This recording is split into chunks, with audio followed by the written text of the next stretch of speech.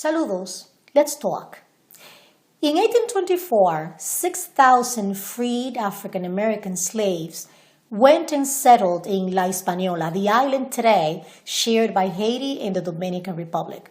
The documentary African American Settlements in Samana, Dominican Republic, captures and tells their story. Why they left, how they settled, how they developed their lives, and where they are today. Now we are completely Dominican.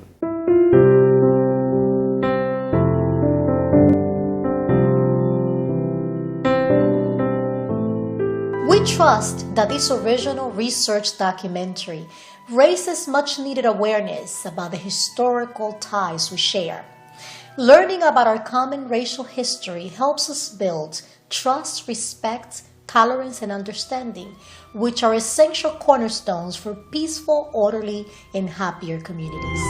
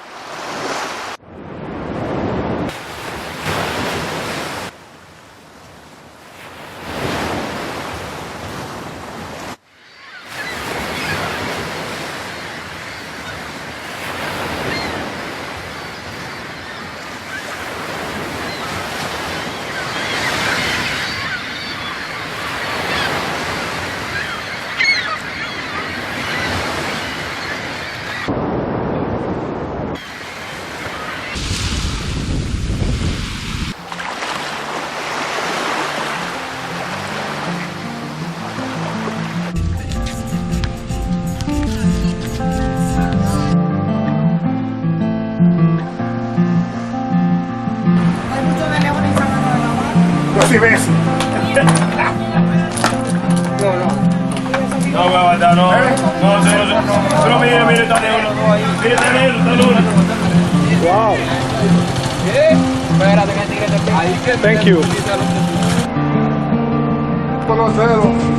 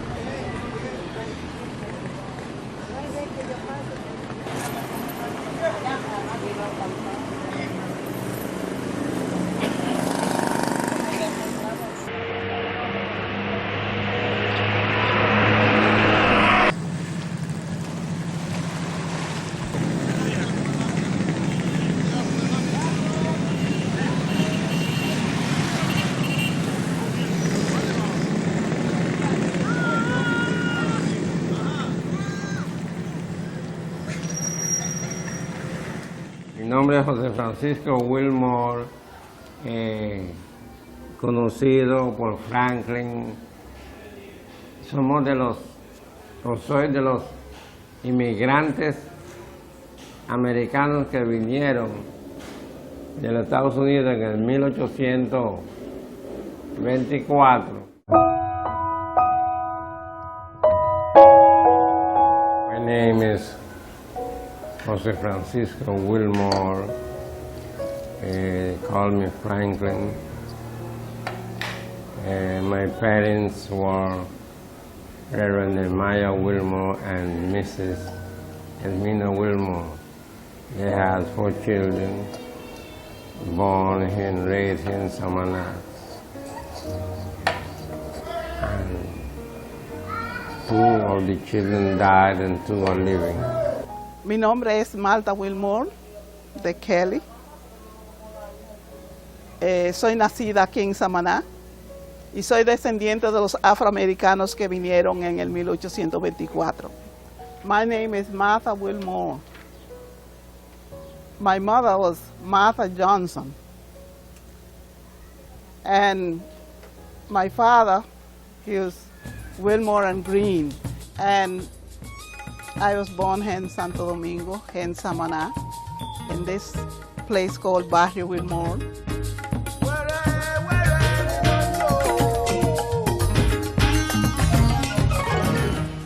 I am of the 4th generation of the Afro-Americans that came in the 1824 to Samana. They came from different parts of the United States, but they all left out from Philadelphia in different groups. Some landed in the capital. A group landed in Port Platte. And more than one group came to Samana.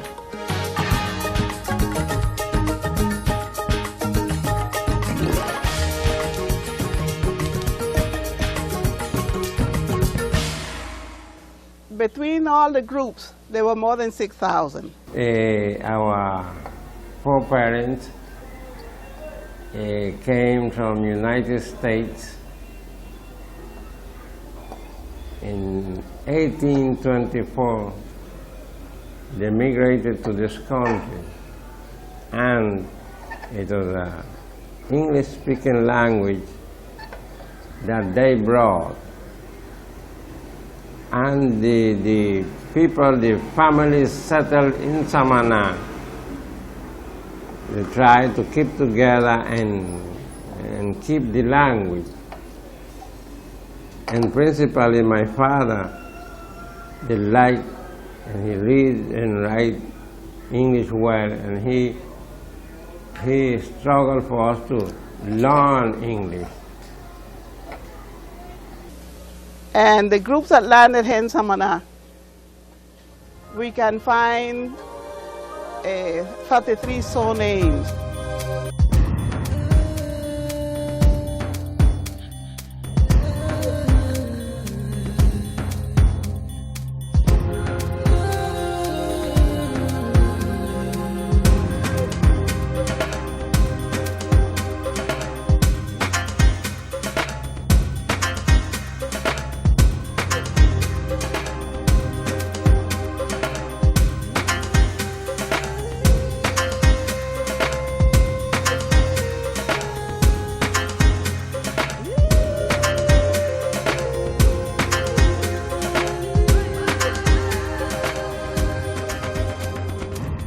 They formed the church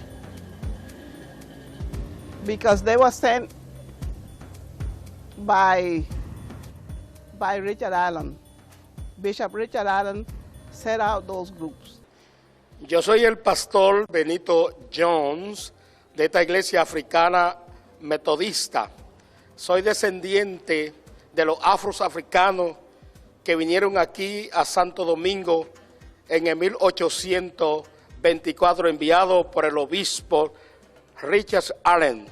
Tenemos el privilegio de volver para pastorear esta iglesia histórica, que es la primera iglesia donde inició el evangelio aquí en la República Dominicana. But they came to Santo Domingo, to this island, because they were invited. They were invited by Boyer, which was the president then of Haiti. They offered them, when they came here, that they'd give them equal rights, give them land, but they would give of their culture and civilization to the people here in Santo Domingo.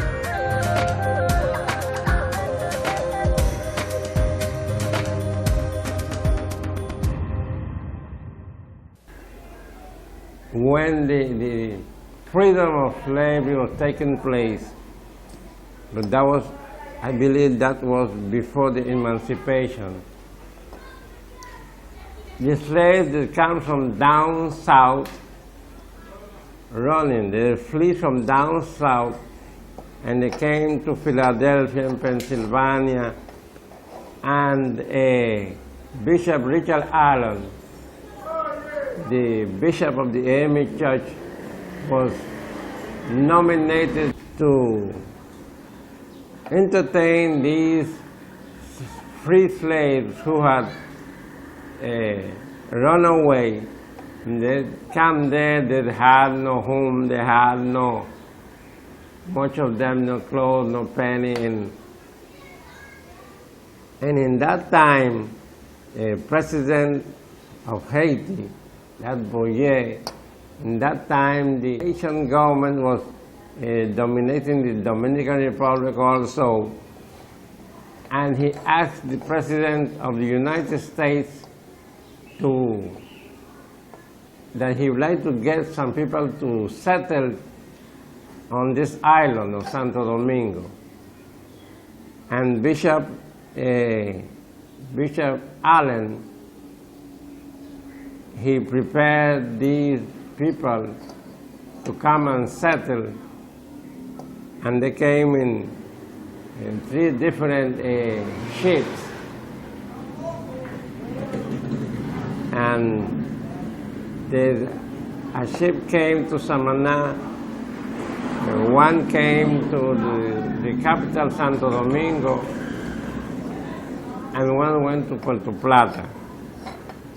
And they settled here in Samana in different places, and they tried to keep up the English language all the time. How? Through school, through church? Explain to us. In church, in school, in the neighborhood. For a long time they kept together. And much of them was farmers, they were sailors, and they made a farm together all the time. The group that came to Santo Domingo, they had a good invitation. They felt happy. They gave them land. But many of them didn't feel satisfied because they didn't, in that time, then it was plenty Haitians that lived in the capital of Santo Domingo. So they didn't like the custom, the culture of the Haitians. The domination of the Haitians had a big conflict. It was that they closed down many of the schools and universities, and it was a real problem for most of the people. We did not get along together with the Haitians because they had a different custom for us. They didn't want to mix because they didn't agree like with the certain customs of the people that was here. You know, they hadn't Christian culture. They were Roman Catholics, but they only believed in the Virgin Mary and that Christ so far no Father. So they wanted their children to remain being Christian people, having Christian education, Christian customs, that they carry customs to the children, and for their morality, and to know that God was their Father, and only in Him that they should believe. That was their way of thinking. The settled people, the immigrants, the American immigrants settled, they was okay. They settled in different places like Los Algarrobos, Juana Vicenta, Palmarito, Honduras, Villa Clara, and so forth. So many went back, but many of them remained, and most of the group of Santo Domingo that got dementia was because they got typhus fever, and plenty of them died.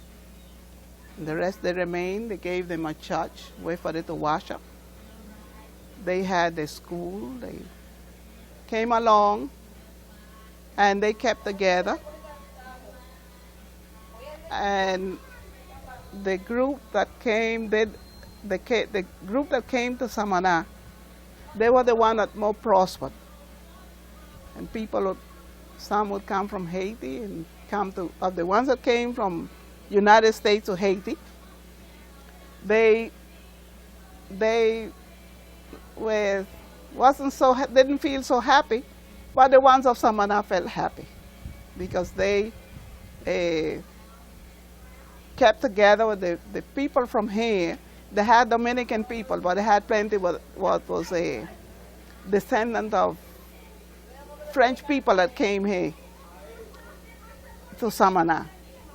And they kept together, and they would help the groups that came because they was established here already.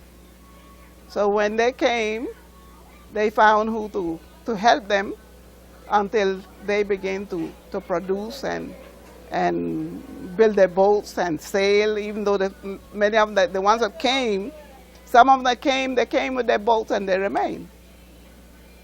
They came with their groups, together with the children and the things.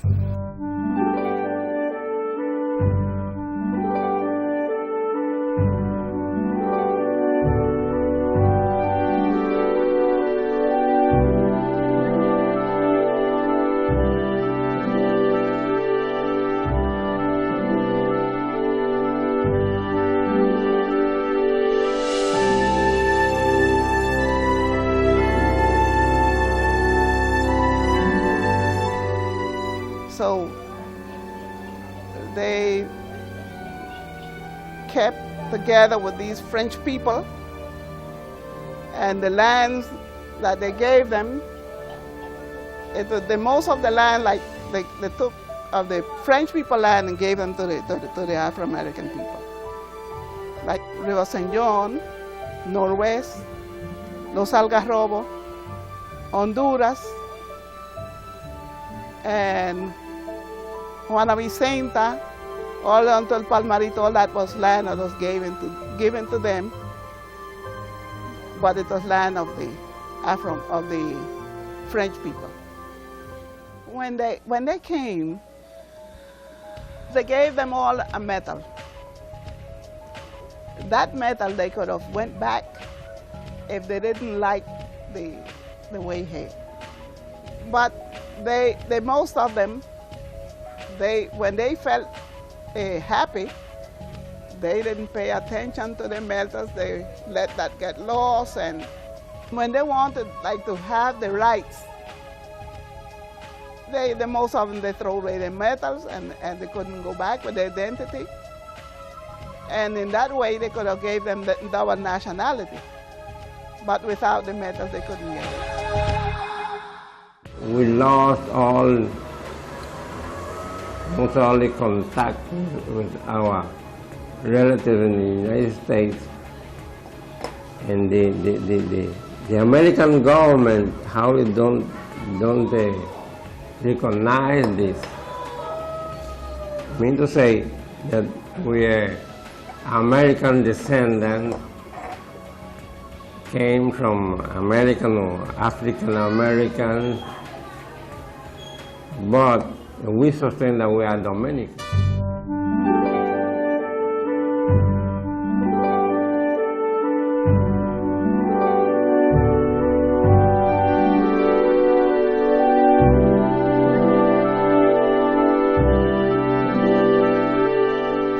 I was born here, my father was born here, my mother was born here. And although there was children of immigrants, but about 2 centuries has passed.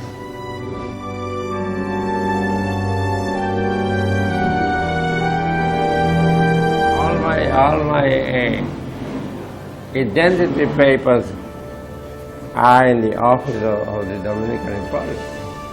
You see, everything. So I have to identify myself as a Dominican. And I love my country, I love everything, and so forth. I mean to say that now we are completely Dominican.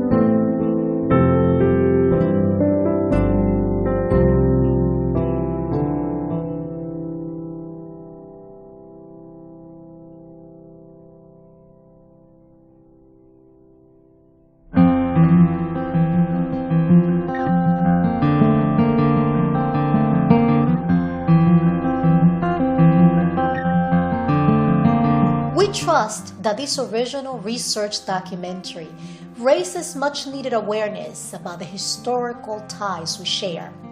Learning about our common racial history helps us build trust, respect, tolerance, and understanding, which are essential cornerstones for peaceful, orderly, and happier communities. Let's talk.